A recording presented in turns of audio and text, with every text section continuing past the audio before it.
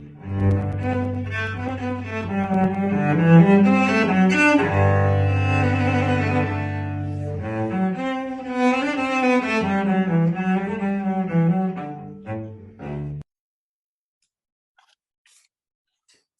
have a real treat this morning with Father Jon Beadle back with us again today.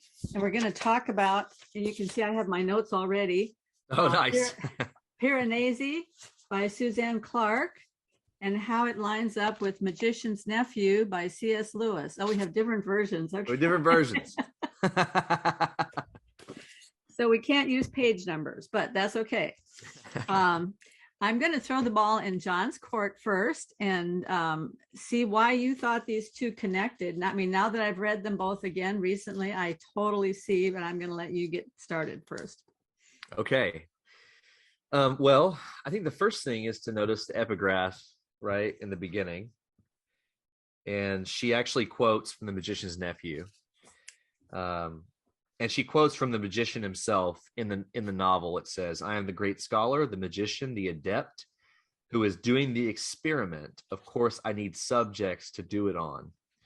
I didn't actually, but the next quote I didn't connect with until I read it a second time. For some reason, I didn't really see it. I actually thought the next quote was by a real person or was from a real book, but it's not. The person is Lawrence Arnsal. I don't know how to say that. But Lawrence is a character in this novel. Mm-hmm. And it's her character that she connects and with the magician from the Magician's Nephew, and even gives him the same last name.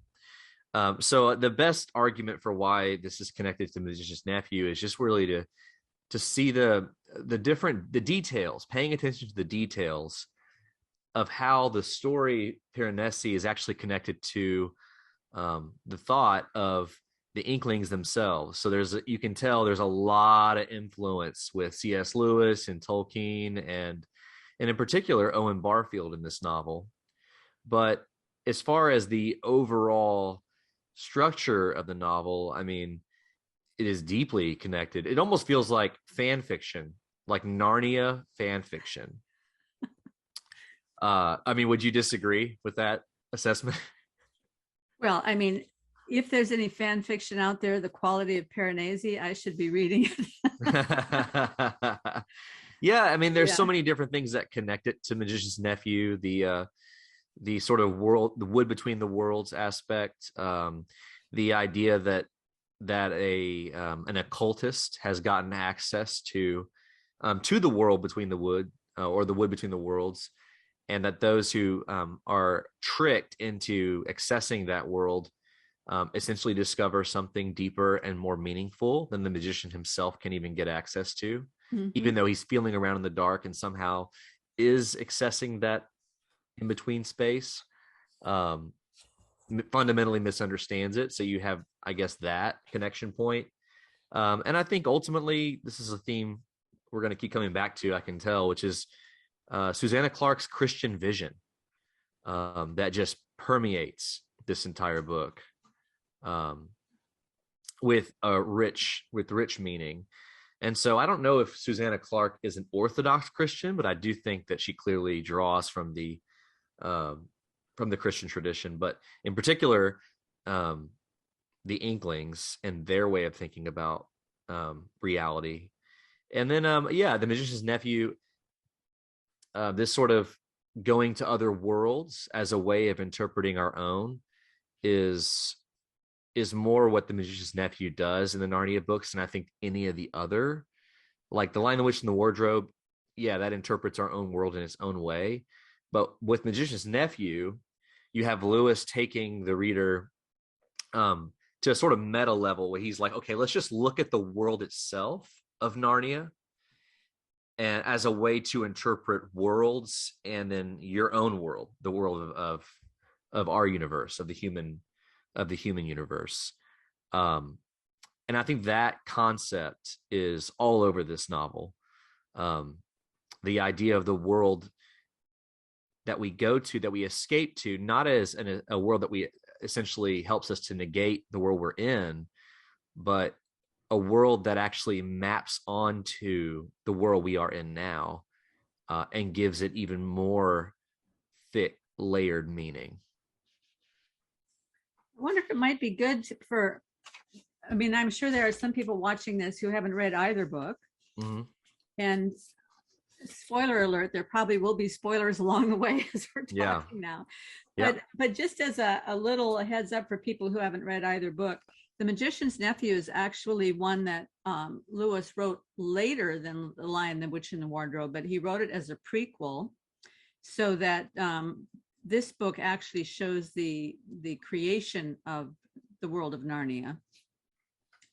And it's quite a remarkable little book. And then Piranesi is more about someone who finds themselves in this fantasy world, or if it is the fantasy world, or is it the world of forms? and the spoiler alert. The very early in the book, the Piranesi character says,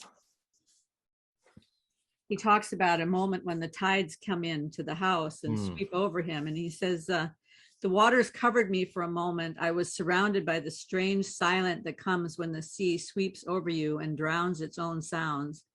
I thought that I was going to die, or else that I would be swept away to unknown halls, far from the rush and thrum of familiar tides. I clung on. Then just as suddenly as it began, it was over. And when I read that, I immediately thought of Jeremiah 5:22, which is that the Lord says, I have made the sands a boundary for the sea. And no matter how the waves may crash and roll, they cannot overtake you. And the very end of that paragraph, he says, the beauty of the house is immeasurable. Its kindness infinite. Which is so much like so many times in the Old Testament where it says God is good and his love endures forever. Right. Just gets repeated over and over again. The beauty of the house is immeasurable. Its kindness infinite. Yeah. And that says more to me about the character of Piranesi even than it does about the story. As the character of Piranesi, as it unfolds, is so filled with faith and love and gentleness, and such a gentle spirit inhabits him, that as you read the book, you just begins to kind of colonize you. It's really That's a tremendous. good word for it. Yeah. Oh, so you did like it? Well, this is the second time I've read it. Oh, okay. It's, I had read it last year. Same. When it first came out. And it took me quite a while to get into it last year when I first started reading it. I think I set it aside several times just because I couldn't quite get there. I couldn't quite understand what was happening. So obviously this time around when I read it, I was able to jump into it much more quickly because now I sort of knew the end from the beginning. Yeah. I'm a little bit that way when I read books. I'm a little trepidatious because if I'm watching a movie and I can tell that things are going south, I can't watch the movie anymore. I got to leave. So if I start reading a book and it feels like it might be one of those books, I'll set it aside until I kind of gin up the courage to go back and try it again. Yeah, I give up on books and movies more than I finish them. I really do. And I don't know if you're like that. I find that my ability to sit there and I just get really frustrated with stories that are not well told, or that want me to suspend my disbelief too much, that eventually I just go, I'm out. This is not worth my time. Or if they're just there to place you in a world that is hopeless. I mean, I have no patience for those kinds of movies. I don't mind some, I don't mind some nihilistic storytelling if I know that I'm in the hands of a master storyteller. So if there is something true about that in like the works of like Michelle Houellebecq, I think would be probably the greatest nihilistic novelist like alive, whose books really are very bleak. but tell something true about human nature, I can deal with that. Or the nihilism inherent within like noirist, like noir or kind of fiction, where there's a sort of, it's less about the plot and more about characters encountering people and events that unravel who they are in some really unexpected and surprising ways that lead them down dark paths. I'm okay with that because I think that's that happens. But then again, like, You mean like Breaking Bad? yes. Well, that's like that has that Shakespearean thing to it, that tragedy at the heart of it. Yes, yes, 100%. Yeah. It doesn't have to have a good ending in the sense that everybody's happy and married and is having babies. Like a Jane Austen No, novel. I mean, I was totally captivated by Breaking Bad because I understood the characters, because I can see inside myself. Right. Right. No, absolutely. Yeah. That's the thing. It's like you knew, like when you got to the end of that series, you're like, I can totally see how he got there. Because he goes from like what is the creator says, he goes from being like Mr. Chips to being Scarface in 5 seasons. And but that's the thing, it tells the truth. If you really give into the story that you're telling yourself about your own victimhood, or the system is totally rigged and totally against me, and you start making decisions based on that, to make you like Walter White, someone who's above it, it's completely possible that you end up where he ends up. But anyway, that's kind of a different. Yeah. Well, what we see in this book, I think, so in Piranesi, in the beginning, there are just 2 characters. There's Piranesi himself, who inhabits the house, and then there's the other. And at one point early on, the other has come to talk about this ritual that he wants to observe in order to make something happen. And he says, I feel like I should be addressing all this to some kind of energy, something vital and alive. It's power that I seek, and therefore I should be speaking these words to something that is already powerful. Does that make sense? Yes, Piranesi says.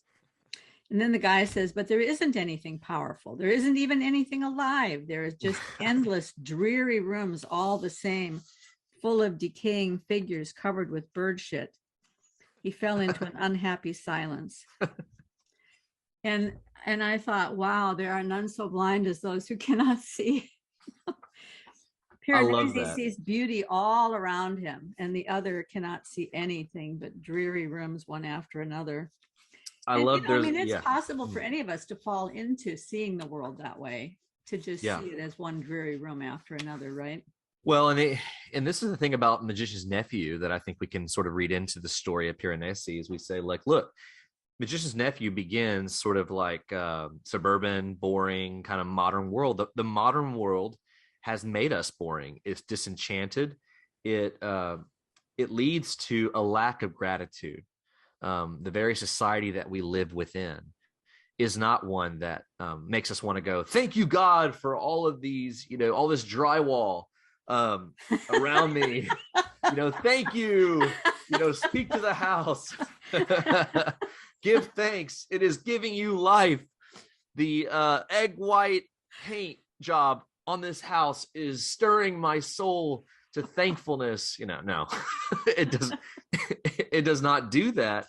But there's a great moment. I'm trying to find, here it is I think it's on page 40. So it might be in page 44 for you as well, if you want to see if we actually are matching page numbers. But I love the contrast between the other and Piranesi in the beginning, because there's not really any indication that the other is malicious.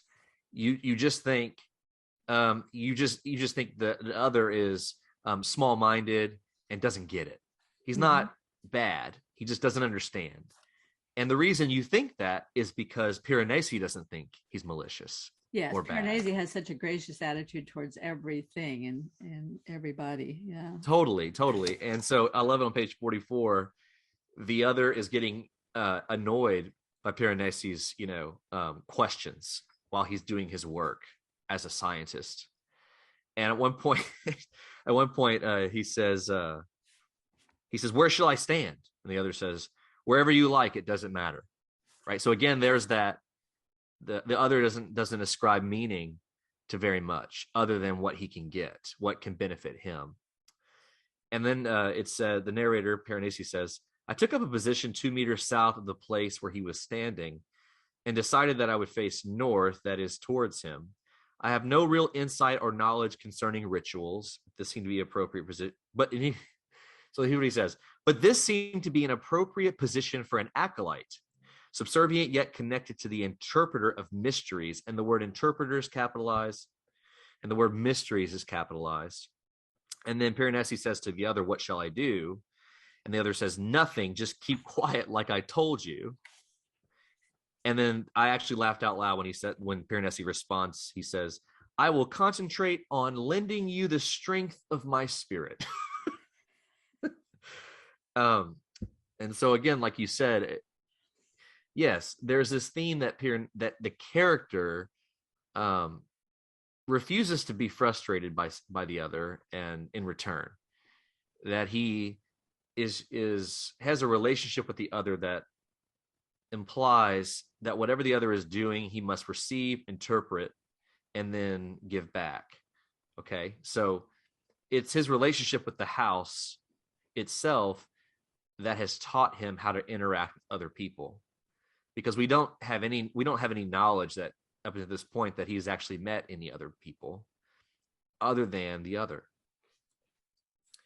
And so I mean, he thinks that he and the other are the only two people in the world. So right?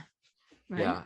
And I think about my son. I mean, I was reading this novel a couple weeks ago, and my son comes up to me and he goes, "Dad, question for you." I said, "Okay." He's 6 years old. He goes, "My question is, are there like 200 people in the world?" I said, "Yeah, there are 200 people in this building that we're in." He was like, "Really?" I said, "Yeah, the world actually has more people." He goes, "Like 300, 400?" Like, he just doesn't understand. He's a child, so he's a childlike sense of wonder and proportion. So in the same way that Piranesi does. Yeah, I mean, at one point, Piranesi asks another person that he finally meets, he says, "Are there as many as 70 people in the world?" Yes, there are as many as 70. Yeah, he has such a beautiful heart. I mean, reading this book just made me want to be him. Yes. Yeah, because that's the thing. He's almost, I think, in some ways, he's kind of worshiping the forms. He's worshiping the elements themselves. It blends into pantheism a little bit. Like, there's some like weird kind of ritualistic things that he does along the way that I'm sure the average Christian would like bristle, like, "Oh, I don't know if you should leave food for these skeletons," right? But again, he sees himself as a curator of their legacy, even though he's never met them nor he knows them, and he constantly speaks to them as though they're going to speak back at any moment, or as though they could, even though he's never heard their voice. So he doesn't presume that like life runs solipsistically only in his own head. The house has actually taught him to receive things outside of himself, which I love how she capitalizes the house. Like, the word house is capitalized. And that he clearly has language for worship and for liturgy. That's all over the first chapter, especially. But I kept so this is like you. This is my second time reading it, and I kept noticing, like, wherever there is any kind of reference to like religion or ritual or liturgy, I would just star that and then write like the description of what he's doing at the top. And in the first chapter alone, I mean, it was like every page there were things that he was doing. And in that one reference to the passage you read earlier, I mean, he actually says he understands what the other is trying to do, even though the other doesn't. And he makes a statement where he says the order itself is what gives us life, is what is the gift. And so right there, I'm like, that is a statement that our society needs to hear. That order, that structure, is not, by default, the modern world says order oppresses us. Order oppresses you and me, and it doesn't give me life. It gives me negativity. It gives me constraints upon my true self, on my ability to speak my truth. And so we have an antagonistic view by nature, I think, in the West these days, with order, with structure. And so everything is a construct, meaning it's not real, meaning it's should be destroyed. Everything is categorized in sort of these artificial descriptors. So therefore, they have no real meaning. They are simply boxes that we have created as we make our own meaning. And that kind of modern idea is something that is totally foreign from Piranesi. And that's why, when I'm reading, like you said, when I'm reading this book, I'm going, this is a person that he almost doesn't exist in his own time. So at first I was like, he must be like a character from the past, or he's a character from the future, but he's not a character from the present. There's no way. He's too strange. He's too medieval. He's too ancient. He's too, I didn't know. I didn't know where to place him. Did you have that experience as well? When you first read it, did you go? When I first started reading it, yeah. But as I read it through the second time, what I began to see is that the house itself constrains him in the sense that that's all he has. Yeah. He is bereft really of any sort of support except for what the house gives him. So he's in this place where life is so challenging, so difficult. Yeah. Survival itself is so challenging and difficult. And yet the house has kind of shown him in some way how to survive in the midst of this. And it is that in itself that has caused him to develop this order, these habits. The other day I was listening to Jonathan Peugeot, and he was talking about how habits in themselves are a kind of a liturgy, almost a ritual or a liturgy. And that when you develop the wrong habits, you're developing a liturgy that's taking you away from God, and that the right kind of habits develop in you a liturgy that takes you towards God. And so his very isolation there and lack of human support, lack of support even in terms of food and sustenance and everything else, has caused him to develop all these little habits that are kind of ritual. And it's given him order and meaning to his life. If he didn't have that order, he would have died long before. I mean, he would have physically died, but he also would have psychologically died completely if he didn't have that sense of order. And that's what's happening in the world today, is that partly because we don't have the constraint. I think that's the problem. The house provides a constraint. It gives him a boundary within which to function. But if you don't have any constraint and you have infinite possibility in front of you, you can go any direction you want to, and you start doing all these things for yourself and not for the house, then all of a sudden there's no meaning. How can you put that together into sort of any meaningful order? Yeah. And and you realize too the bankruptcy of your own meaning making outside of the structure or outside of the superstructure. So I think Peterson, we talk a lot about Jordan Peterson, right? So I think Peterson helped me figure out the language needed to justify hierarchy. So there are constructs that certainly do exist, and I agree there are things that exist that we just made up. But there's a difference between stereotypes and archetypes. And the culture wants us to think all that exists is constructs and stereotypes. And then what Peterson is saying is, well, no, that's not true. They're all that is there, but what really exists are the forms and the archetypes.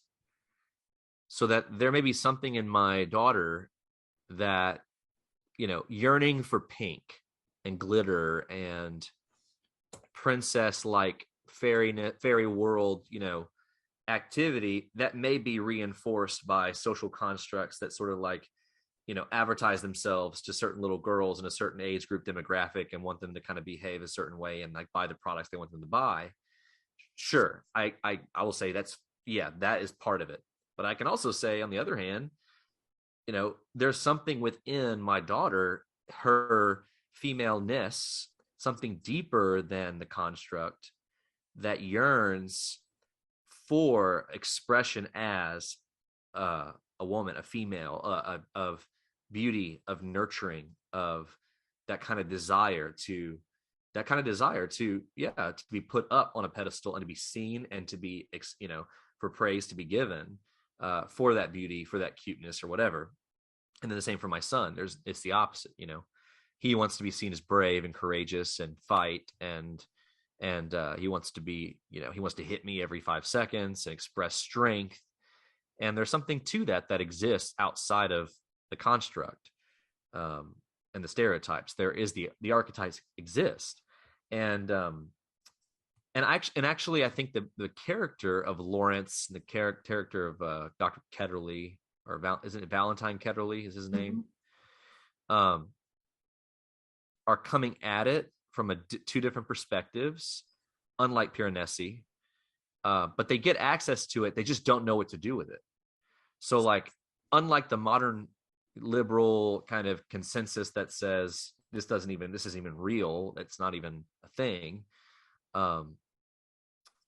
Susanna Clarke kind of makes the uncomfortable point that transgressive thinkers often do get access and do access the forms in some unique and special ways.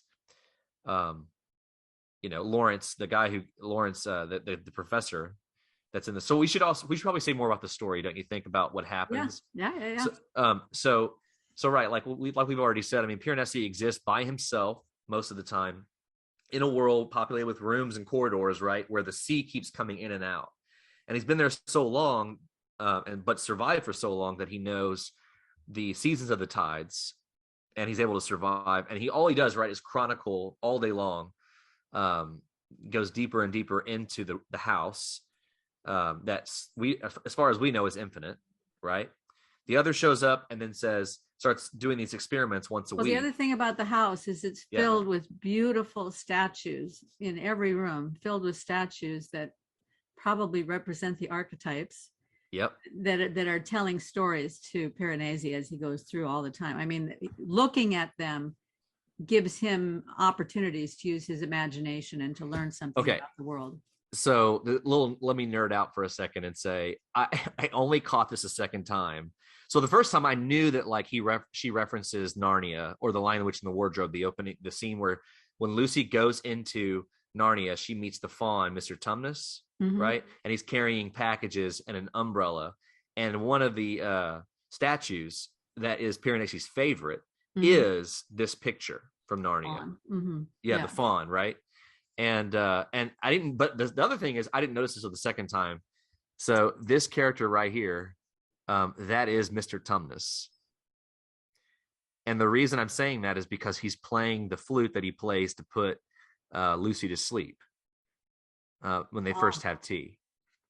So the very artwork. So this is a spoiler alert. Okay, is that really a spoiler? I don't know, but this is why I was like, man, they are really paying homage to the Narnia stories, right?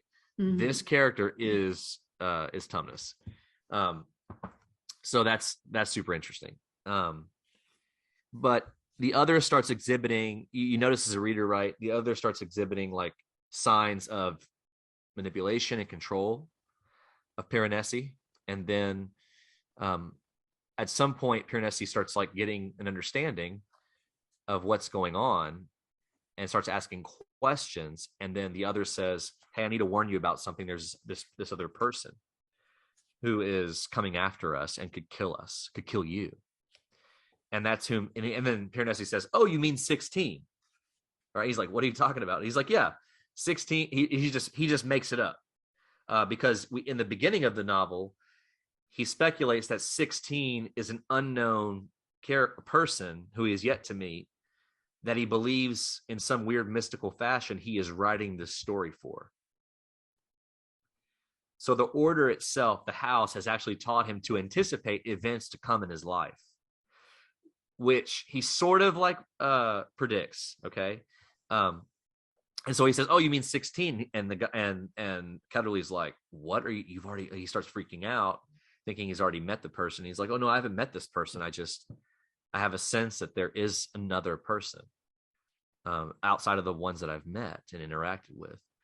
And so then, the ones that he's met and interacted with are all the dead bones. Yeah, exactly. Yeah. And the other, and then so then, I mean, the broad stroke of the story is the other begins to, at this point, starts to say things that Piranesi finds really confusing and out of step with what the house gives him. So then, whenever the other says things like, you're not very smart, very bright, you don't always see what I see, or he starts making. At first, Piranesi's like, "That's fine, you just don't understand," and he doesn't judge him. But then over time, he starts realizing that the other's disagreements or concern with going to the outer room, the room that he wants him to go to perform a ritual, is really not a concern for knowledge or a quest for like scientific understanding, but is actually for a quest for control. And he doesn't think that so the house has actually conditioned Piranesi to question this kind of logic because he's been there, whereas Ketterly has not been to these rooms or seen these statues, right? Mm-hmm. And so he starts interpreting what Ketterly is doing through the statues themselves, and they teach him how to interact with Ketterly in some really profound ways. So he starts questioning that, and I don't know how much further we want to go in the story, but at this point, I do want to read this one thing that I just think fits so well with what you're talking about here, and it requires me to read a little bit, but it's this whole. So the other wants to do this ritual that he thinks is going to give him some kind of secret knowledge, and it's going to grant him some kind of power, and so he's been enlisting Piranesi in the search for this secret knowledge, and he sent him out to do a lot of research and experiments and so forth to try to find where this secret knowledge resides. And for a while, Piranesi was kind of going along with it, and then he sort of started to realize, I don't think I want to participate in this anymore because it doesn't seem like we're headed in the right direction. And then Piranesi says, "As I walked, I was thinking about the great and secret knowledge, which the other says will grant us strange new powers. And I realized something. I realized that I no longer believed in it. Or perhaps that is not quite accurate. I thought it was possible that the knowledge existed. Equally, I thought that it was possible that it did not. Either way, it no longer mattered to me. I did not intend to waste my time looking for it anymore.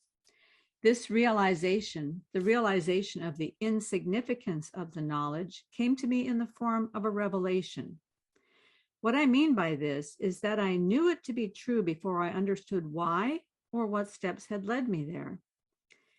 When I tried to retrace those steps, my mind kept returning to the image of the 192nd Western Hall in the moonlight, to its beauty, to its deep sense of calm, to the reverent looks on the faces of the statues as they turned or seemed to turn towards the moon. I realized that the search for the knowledge has encouraged me to think of the house as if it were a sort of riddle to be unraveled, a text to be interpreted. And that if we ever discover the knowledge, then it will be as if the value has been wrested from the house and all that remains will be mere scenery. And I thought that's exactly the problem with the whole way of looking at God's word as simply being a set of propositional truths, right? Right. So this is I just happened to be open to that page when you started reading it. So it's kind of funny. We both went there. Because I put in my notes, I put that revelation is greater than knowledge. Or or I guess written knowledge, or even the accumulation of natural facts or whatever. And this is the way that God reveals himself in scripture, is that his first gift is revelation. It's actually more important than nature itself, because it transcends nature, it fulfills it. And it's also, I think, the author telling the reader, like, don't get too caught up in trying to solve what this statue is saying and what that statue is saying. Because the temptation is sort of to look at every statue and go, okay, where is that connected in classical mythology? Where is that in what literature? She's making a broader point here that you're touching on, which is that there's a limit to what the pursuit of knowledge can grant you in this life.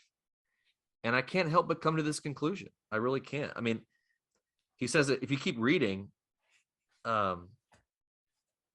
he says, the sight of the 192nd Western Hall in the moonlight made me see how ridiculous that it is. The house is valuable because it is the house. It is enough in and of itself. It is not the means to an end. I mean, to get all like, Christian-y and whatnot about this. I mean, I often think about this when people talk about heaven and hell or the gospel itself. Most of us whether we were told this or not, we sort of implicitly recognize that Jesus is the means to something else, that he's a means to heaven, or means to like a better life, or means to forgiveness, or means to whatever. And unfortunately, when you treat Jesus like the means to something else, then he becomes discardable or forgotten, or altogether made it into something altogether different than who he is. And so, for most of us, I think the birth of Christ and the death of Christ could just be like two things we care about, and everything else in the middle is more often than not seen as like secondary. Jesus is worth following because he's Jesus, because of who he is. And so I like to do this thought experiment with people to kind of test them on how they really feel about it. And so I would like to, I would say, let's say, no matter how you lived and no matter what you did in this life, when you died, there was no hell, there was only heaven. You were only ever going to, enter into the promise and enter into perfect peace with God. Okay. Would you then, with that knowledge, now I don't think that's true, by the way, I'm not a universalist, okay, at all. I think there is a hell. But let's say that were the case, would you still follow Christ? And I've had people tell me no, they would not still follow Christ. And I think the obvious, I like to say, well, the thing is, he has to be worth it in himself, for the sake of who he is, and what he provides us and gives us are secondary things compared to who he is in the revelation. So I think Piranesi's point here is amazing. He's like, look, this thing is not valuable for anything else, for not the power that it gives you, not even the knowledge that it gives you. It's valuable because it has intrinsic value that matters, and it exists for its own sake. And there is a knowledge within that knowledge that actually sets us free from feeling like we have to chronicle all the little details before we actually attain something greater that's already there. It's already available to us. And that's the problem with the other. He's never satisfied. He can never come to a point of worship or thanksgiving that Piranesi comes to, because he's too focused on achieving something else, that he can never just simply participate in what's going on. And so I know that you had you had an author on here. I forget his name. You'll forgive me for that. He wrote a book called the Secret. What is it? The Secret History of Christianity. Yes, Mark Vernon. And I didn't know if you planned on bringing him up in this conversation. But I did read an article that I think it was the India Times or something, where Susanna Clarke was talking about this book. And she outright says that when she wrote Piranesi, she was reading she was reading that book. Oh, really? I have to find it. But she was reading that. And she was also reading a lot of Owen Barfield and a lot of the other Inklings, but particularly Owen Barfield, which I know is like his focus and his view of original participation. Okay. And so I think the Piranesi wants to help the other until he realizes that, because he goes through this sort of deconstruction, and I hate using that word, but he goes through this deconstruction like you just read, where he says, okay, he starts out by saying, I believe what the other believes, and I'm helping him. And then he goes into this, he deconstructs and goes, okay, I don't believe what the other believes. We have different values, but I will still help him. And then into a place where he goes, not only do I not believe what the other believes, this lack of continuity between us is actually going to cause me to do things that I don't agree with and I don't value. And then that's whenever the big rupture of their relationship really starts to begin. You start seeing like words written in chalk, a letter written to him by 16. And I love what he says to 16 when he writes the response back. He doesn't even read what 16 says. He just sort of erases it because he's too scared of what he might learn. And which is really frustrating. The other told him that if he listened to anything 16 said, it would drive him mad. Yeah. Yes. Yeah. And actually, it would cause the other to have to rethink this relationship with Piranesi. Well, yeah, because then the other says, and this is so typical of the one who feels that he's in control of everything. He says, if I start to feel that you have gone mad because of something 16 said, then I'll have no choice. But for the both of us, I'll have to kill you. For your own good, I'll have to kill you. Like, oh, okay. Gee, thanks. Okay, great. Thanks. Appreciate that. Yeah, so Piranesi's like, that's not very nice. Don't know what to do with that. He has to, and it's funny the way he takes that in too. He doesn't immediately get aggressive with the other when he says that. Like if I heard someone tell me that, I would be like, I want nothing to do with you. Walk away from me. We're no longer friends. You're manipulative. But he doesn't really understand. He doesn't know. He has no record or understanding of what has gone before his relationship with the other. And he's afraid of losing his friendship with the other, because to him, that relationship means the world to him. I mean, it's everything.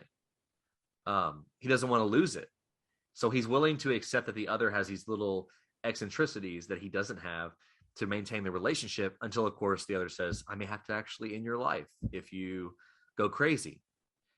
But there are indications along the way that he's already gone mental in some ways. And then part of the novel shifts whenever Piranesi realizes that he's actually written like he's been keeping a diary from a time where that he's forgotten. And there are truths he's learned that he has forgotten over time, right? That he has to go back and remember. Mm-hmm. That actually tells him about the other, and that caused him to undergo the transformation that he goes from that through. Point on, it sort of becomes like a detective story, which makes it, it's very fascinating that it starts out as this fantasy and then it sort of turns into a detective story. So I want to bring up one more thing here. Yeah. When you're talking about books, one of the other authors that I spoke to recently, well, two authors, Rob Stadler and Change Tan, have written this book about abiogenesis. Okay. And how their own study of microbiology and biomedical engineering and genetics and biochemistry led them to believe that abiogenesis is just not possible. So they wrote this book about the 14 steps that would be required to go from chemistry to biology, and all of the difficulties that lie in between. And that if you actually follow the science where it leads, if you were free nowadays to follow the science where it leads, you would find some very interesting things. But science has become such that now certain things are settled. And once they're settled, you're not allowed to go beyond them, right? So here's what shows up in this book. Piranesi is talking and he says, I realize that the other's description of the powers that the knowledge will grant has always made me uneasy. For example, he says he will have the power to control lesser minds. Well, to begin with, there are no lesser minds. Oh, There are only him and me, and we both have keen and lively intellects. yep. But suppose for a moment that a lesser mind existed. Why would I want to control it? Abandoning the search for the knowledge would free us to pursue a new sort of science. We could follow any path that the data suggested to us. I thought, yes, that's exactly what we should have, is a new kind of science where you can follow any path that the data suggests. But you can't do that anymore, because if the data suggests that maybe there's a hole in evolution, that's the end of your career. You no longer can teach in a university. Well, and there's a sense in which I think people feel like they have to always pay homage to a certain higher truth in order to do what they really want to do. Mm-hmm. And I was just talking to a script writer just 2 days ago at a church, the church in Louisiana I was at, happened to be this guy visiting from California who was a senior pastor, and he was telling me that in California he can't even reference any of his conservative views, not because people think he's wrong, but because people think that that would be evil. Mm-hmm. And if you're a secular person who thinks that a Christian worldview, broadly speaking, is evil and not simply at odds or in conflict or at reasonable conflict with your own, of course you would not make room for that in your structure to perhaps get its tentacles in and thrive. And I think it's just such a holy modern scientific view to look at these ideas as automatically like worms that'll get in and destroy everything if we're not careful, as opposed to seeing life as gift and as having more inherent flexibility and made of tougher stuff than ideology. So we've been reading from Piranesi, but in The Magician's Nephew, I mean, speaking of what you're saying, the uncle, Andrew Ketterly, which is the same, they share the same last name. Both the magicians do in both books share the same last name. I so it's had just not like, noticed that. it's like obvious that she's tapping into this. Yeah.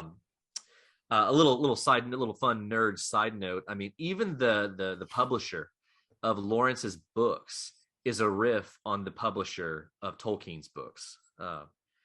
One of the names is identical to the name. So it's just like, okay, if you're paying attention, you can see there it is. Okay. Well, anyway, the magician says, but of course you must understand the rules of that sort. However excellent they may be for little boys and servants and women and even people in general, can't possibly be expected to apply to profound students and great thinkers and sages. Men like me who possess hidden wisdom are freed from common rules, just as we are cut off from common pleasures. Ours, my boy, is a high and lonely destiny. And then Diggory, the main character, says it's an ugly worldview, which he's right. It's ugly. It's gross. And so I think that the thing is, if you really want free inquiry, you have to have a sense in which life is a gift, and you are a creature of inheritance who is meant to discover, not simply invent or create, right? Like if every bit of scientific inquiry is based on a faulty foundation that says we are not only discovering, we are creating reality, then you're more prone to, I think, to propaganda and ideology. And whereas if you think of everything as like math, okay, like math, I don't know, I got a liberal arts degree. I did not get a degree in any kind of like scientific field, traditional scientific field or mathematics, but I do know that math is not invented, it's discovered, right? Well, there's conflict on that. A number of mathematicians believe that it's discovered, and then there's a number that believe that it's invented. So although I think the invented side is pretty hard to hold on to. Yeah. Right. Certainly there are probably some aspects of mathematics that are invented, that people have come up with the idea, but the idea wouldn't have been there if it weren't for the underlying principles, the underlying truths that are under everything. Well, this is what we keep coming back to in our time together, right? Is like, well, I mean, is life pure gift? Is it or is it not? Or is it just a created thing that we do? Like I like capitalism. I like that people want to, that more poor people in the history of humanity in the last, have been able to lift themselves out of poverty in many ways. I like that. Who wouldn't? Who doesn't?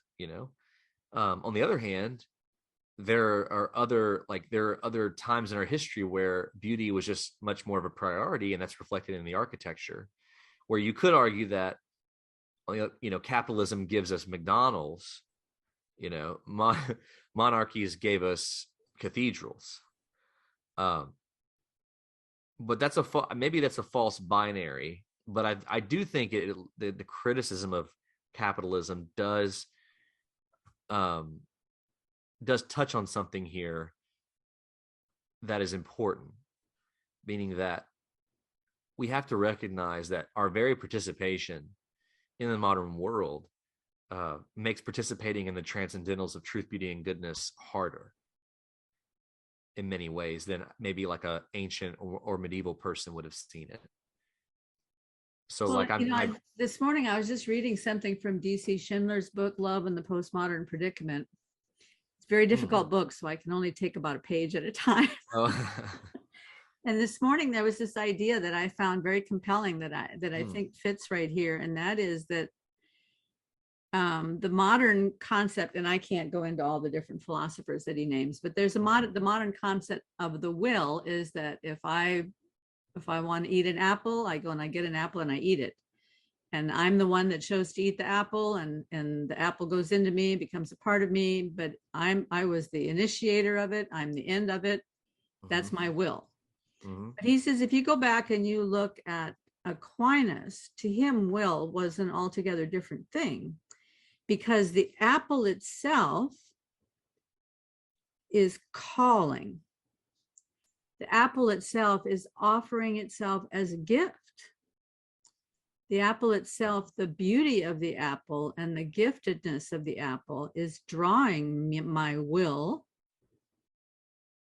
to eat. And I know I'm not explaining it to the depth that DC Schindler did, but that kind of changed a lot of things inside my mind. I thought, what if I looked at food that way, that because it is a gift and because it is beautiful and like the gift of the house. I mean, here he is in the house. He has, the other comes once in a while to visit. As far as he knows, the other lives there all the time, but the other always shows up in a nice suit and a shined pair of shoes while Piranesi is making do with clothes that he's knitted together out of pieces of seaweed. And he doesn't even have socks to keep his feet warm. And yet he's content because these things he has were gifted to him by the house. Yes. Not without effort on his part. Of course, he has to put in the effort to turn it into something. But the gift was there and he receives it as a gift. And therefore, it's beautiful to him. Yeah. And I think that's the thing we've lost. Whether you have capitalism or no capitalism, I don't care what system you live in. If you don't have a sense of the world as a gift, then it doesn't make any difference whether it's McDonald's or a cathedral. People can walk into a cathedral and think of it as a stuffy old place where a lot of money was wasted, or they can walk into a cathedral and see the beauty that they were trying to achieve because of what they saw in the beauty of the forests and the groves and all of that, right? Yeah, when I look at, I like that a lot. I mean, even with like architecture, I mean, you can look at a skyscraper and go, this skyscraper does not say this is made for human beings. The skyscraper says we are gods. Look at us, look at our grandeur, right? You look at a cathedral or like those older medieval towns, you're like, okay, first of all, these were made for human beings. You can tell. And they give testimony to the glory of God as expressed through human will and desire. So that's really, I mean, it is, I might push back and say, I don't know. I think Piranesi actually teaches us that even if you don't have the background or the understanding, when you walk into a McDonald's, you automatically receive its truth. And if you walk into a cathedral, even if you don't believe, you automatically receive its truth. So I might push back or ask you to clarify more why it wouldn't I'm matter. speaking from personal experience because Oh, because I'm kind of I have grown more in love with enchantment over the years. I mean, I think I started out that way as a kid because I had this idea that fairies were real, and I was always putting food out for the fairies and everything when I was a little kid. But I didn't become a believer until I was 30. And the first time I went to Europe, I had not been doing artwork. And so I was just looking for pretty things. And I'd go into some of these old cathedrals, and they're dark and gloomy, and the paintings are dark and gloomy, and they're not very well lit, and it's old stuff, and it just didn't appeal to me. And then I went back to Europe again 8 years later. In the interim, I had begun to be an artist, and I began to see the world in a different way. And when I began to see the world in a different way and tried to capture colors that were in the light or in the shadow, and tried to see how to represent a tree on a piece of paper, how to see the patterns that are there in the chaos. I went back to Europe the second time, and I walked into cathedrals, and I looked at this art on the walls, and I went, oh my God, this is amazing. There's so much spiritual power here, and so much love pouring out of all this. And to think that 500, 1,000 years ago, people touched their paintbrushes onto this canvas and created this beauty. It was such a transformation in the way that I saw the world, that I think that it is possible to see things both ways. So with that being said, then here's what I'm hearing from you. It wasn't until you participated that you actually saw. Yes. So that makes sense. Ketterly doesn't participate. Therefore, he cannot see. But Piranesi does. He participates, therefore he sees. And how does he participate? He participates the same way that you did, out of habit, habitual, over time, developing the habit of how to temper, how to temper the process. You don't just throw paint at the easel, right? You learn how to do the strokes of the brush. You learn how color works. You use that to your advantage to create. And then all of a sudden you see another creation. You go, wow, my habit has unlocked my understanding of what I see. Exactly. And I mean, it's just funny how we end up reading things and we think this is random, and then they're suddenly connected in a conversation like this. So this is the benefit of reading more in a generalist way, which is I just happen to be reading. Actually, there's two books I was introduced to just on Sunday, and I kind of was flipping through. One is by a woman named Clarke Carlisle, and it's called On Habit, but it's really a commentary on another a French thinker named Felix Ravissant. I forget how to say I don't know how to say his name. He has an essay called On Habit that's pretty famous. And anyway, her book's more accessible, and she makes a comment, and I wrote it down as you were talking. She basically says that habit is the heavy curtain that leads to reality. Habit is the heavy curtain that leads people to reality. And so what is she saying by that? Well, she's saying what you just said, which is that your participation in the art form itself over time allowed you to see the beauty in the forms that you encountered through these other structures. And I think that's the way the Christian life works. That's why I grew up charismatic, and I love this sense of we're doing this thing, we're getting extemporaneous experiences of the Holy Spirit and the fire. But then most of my friends, after, many people who had profound encounters with God suddenly don't serve him anymore. And they're ideological now, and they're political. And they have no sense of a connection with a church body and a tradition. And one of the things that I just keep telling people is I'm still a charismatic, and my understanding of the Holy Spirit and my connection with God and my love for God. But I've learned over time that things like liturgy and the habit that you engage within actually reveals that deeper reality in ways that are otherwise I think people wouldn't, in ways that we all may start off with wonder, but we don't always remain there. So it's good to have wonder, and we all do this as kids, right? Like in the natural, I believe in Santa, I believe in elves, I believe in fairies, I believe in monsters, I believe there's something underneath my bed. And then we're told over time these things don't exist, and we adjust, and then we no longer see the world. That's history. That's our history as a modern man. We started out as giants, and we ended up as little playthings when we grew up. Can I point you to one more book? I don't know if you have time to read this or not, but if you're anywhere near an inner city, it might be very helpful to you. Chris Arnotti's book, Dignity. Oh, you have it on your shelf. I sure do. Have you read it? Of course. Oh my gosh. Well, okay, so then that's what I'm saying about McDonald's. Yeah. Right.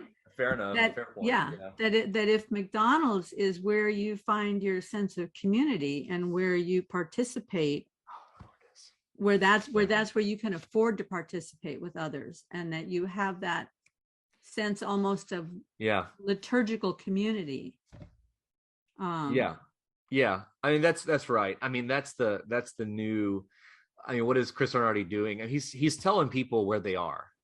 He's saying, like, look, those of you who are hyper educated, if you're college educated and you have an iPhone and you're spending all your time on the internet, then you're more prone to sort of like inherit these ideas about working class, working poor people that are just not true about who they are. And actually, in many ways, these people have more connection points than you do as a college educated, whatever. I guess I saw that book more as like where is this book on my shelf? I have it. I have it too, but I don't think I have it on this shelf. Yeah. My library is kind of, anyway. I reorganized last month, and now I can't find anything. I know, and now I can't. I don't know. Well, you just moved, so that's why. I just did. That's what it is. Yeah. So anyway, so that I had not considered thinking of it that way. I still think McDonald's is ugly, and I still think corporations and cathedrals are better than McDonald's. I was just saying it's what's in our heart that makes a difference in how we see things. And that's why Piranesi sees the beauty of the house. The beauty of the house is immeasurable. Its kindness infinite. Got it. Boom. There it is. Boom. Yes. Yeah. So there's one part, I know you have to go, but there's one part of this book that I didn't understand, and I put down here, I want Father John's interpretation. What page? It's page 241. Okay. He says, I think of Dr. Ketterly, and an image rises up in my mind. It is the memory of a statue that stands in the 19th Northwestern Hall. It is the statue of a man kneeling on his plinth. A sword lies at his side, its blade broken in 5 pieces. Round about lie other broken pieces, the remains of a sphere. The man has used his sword to shatter the sphere because he wanted to understand it. But now he finds that he has destroyed both sphere and sword. This puzzles him, but at the same time, part of him refuses to accept that the sphere is broken and worthless. He has picked up some of the fragments and stares at them intently in the hope that they will eventually bring him new knowledge. Yeah, that's powerful. Well, but what does it mean? Well, I have I'm writing this down as you read it. There's 2 things. There's a Tolkien reference here that I think she's alluding to, and then I'm gonna talk about that first, and then I think I'll hit the philosophical point that the anthropological point that I feel she's touching on. So the first thing, well, let's do it in reverse. So first of all, when you look at you think about the Apostle Paul or ancient man or like the disciples, like these are you would not meet them as people, like as normal modern people. They might appear as, like C.S. Lewis talks about, they might appear as mountains to us. And that, at one point, humanity saw himself as like likened unto maybe a work of art, or maybe saw himself as a kind of, and this is going to sound nostalgic, and like this is the part people hate about conservatives. They often feel like they want to go back to a better time and all this. I'm not saying that. However, ancient medieval man saw himself, I think, as something bigger than modern man does. And modern man is now no longer made of marble. We are now made of kitschy plastic, and we are pieces on the floor, and we don't know how to pick ourselves up and reform ourselves. And that is, in my opinion, the modern dilemma, right? Is that we don't know who we are. We have no conception of what we used to be, and therefore we don't know how to get back. But we know something's wrong. We know something is inherently wrong with where we are. I was just this last weekend, as an example, the pastor told me that he had recently had an atheist come to faith, and this is how it happened. The atheist walks into his office and says, "I've been an atheist for a number of years. It is no longer working for me, so I'm going to give this thing a try." I mean, that's simple, very simple. I've been doing this atheism thing for a while, and essentially he feels he's left in pieces, and sees the problem like we all do, and says, I have nothing to lose here because I cannot put myself back together. So I'm gonna, but Ketterly's thing is that he's too far gone. He's the image of the man, like in The Magician's Nephew. I only just thought of this, made this connection. There's another character in Magician's Nephew that is not salvageable. He's not savable because he's like this. He cannot help but continually destroy the sphere and wonder about its pieces, but never think there's anything wrong. So we are small. We are in pieces, and we need something to guide us back. And I think that's what this book seeks to do. She seeks to create some sort of antidote for our tyrannical loneliness and our ideological certainty and our smallness, to make us big again. And I think that's what the image of God restored in man through Christ does for us. Is it makes us rightly see who we are in relation to who Christ is. And the truth is, like, whenever God looks at me, he sees his son, Jesus. And so that's the best thing about me.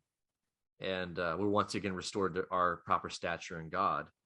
That's a bit of theology, but more specifically, though, to Dr. Ketterly, is that he's like Sauron, okay, in The Lord of the Rings. Tolkien says that Sauron's wickedness and what makes him evil, truly evil, is that he seeks to break a thing to understand it, right? And that is what evil does. And this is connected to like the modern scientific method, is that it's okay to break something and even destroy it if you can get new knowledge from it.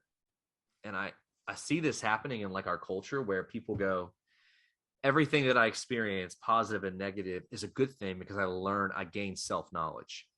Because self-actualization in our culture is the highest good. So it's okay that you destroyed a family by sleeping with this guy's husband, this guy's wife, or this woman's husband, or whatever. You destroyed that family by participating in that adulterous situation, but at least you learned something about yourself, therefore it has value, right? And like this sort of thing where it's like, well, I can, get enough, if I get enough experiences, no matter how degrading they are, no matter how much they hurt other people, as long as I learn about myself and I become my truest self, then I will have somehow achieved some sort of higher good in the participation of those activities. And Ketterly's great wickedness in both books is saying it's okay. In The Magician's Nephew, it's okay to send the helpless little girl, to the other world, because she's a guinea pig compared to my great quest, my higher quest. A frightened little girl is of no interest to me because I have a higher goal, right? The same with the Ketterly in Piranesi.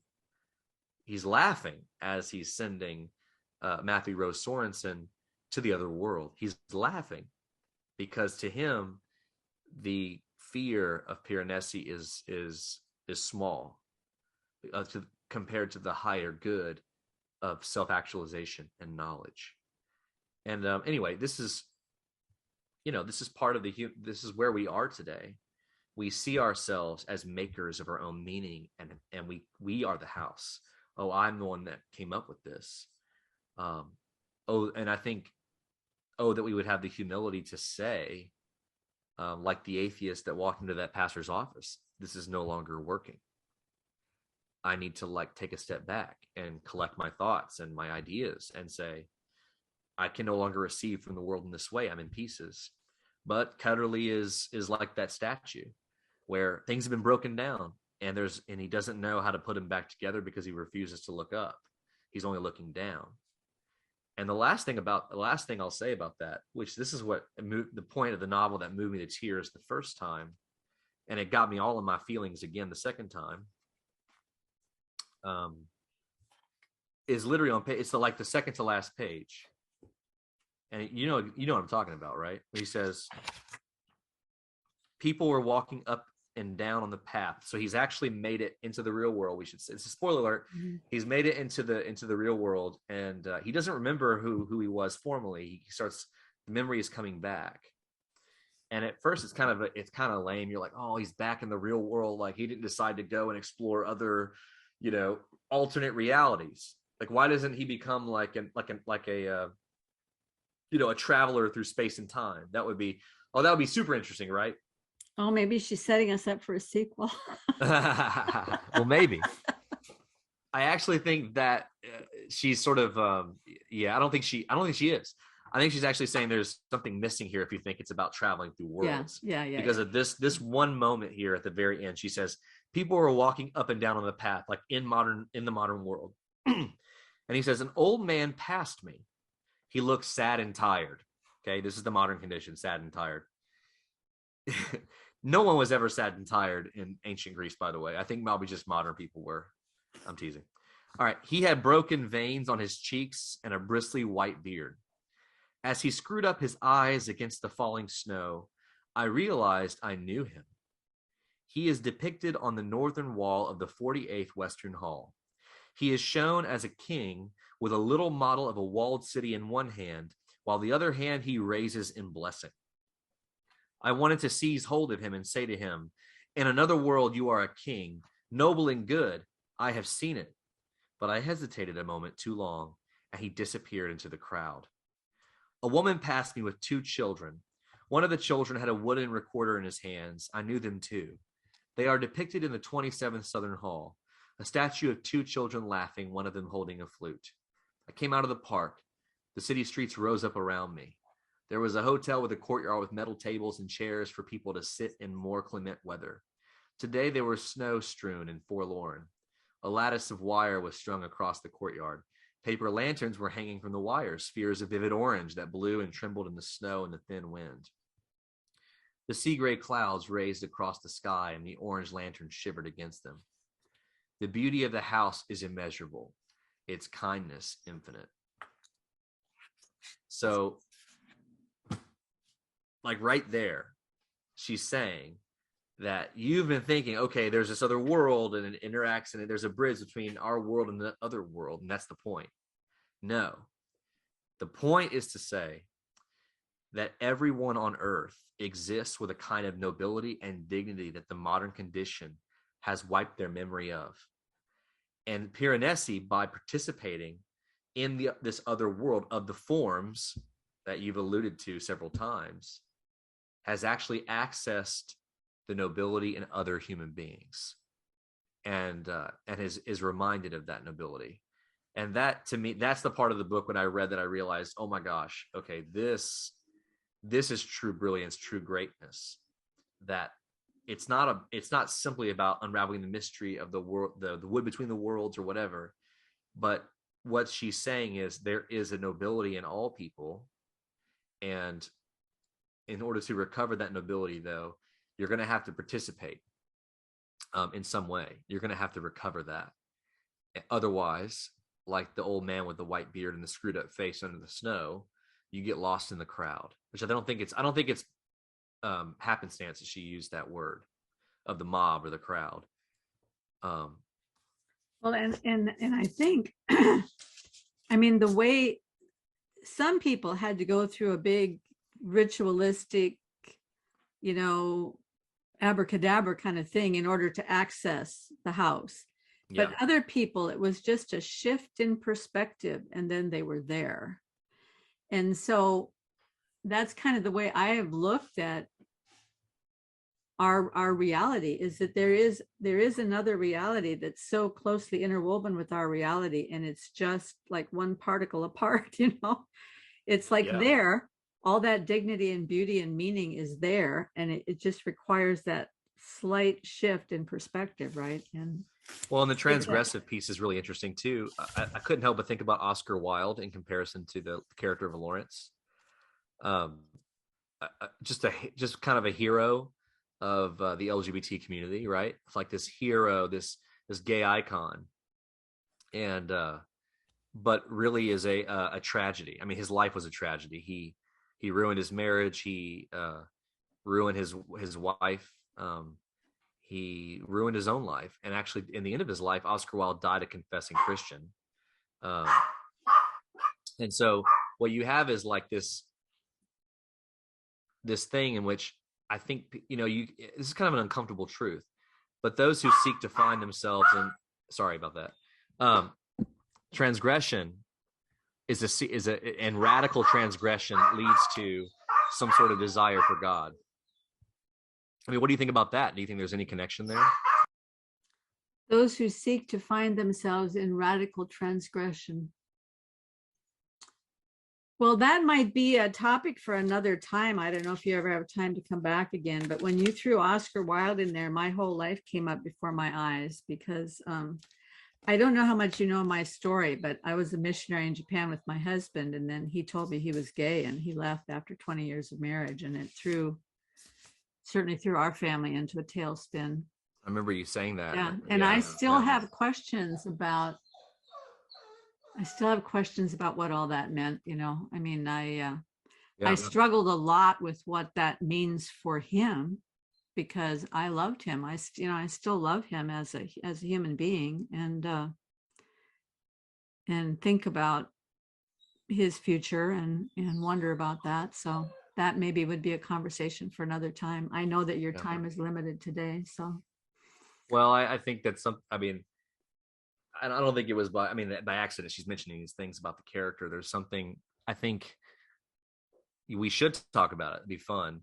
The sexuality debates often feel like a quest for metaphysical connection and reality in themselves, and identity.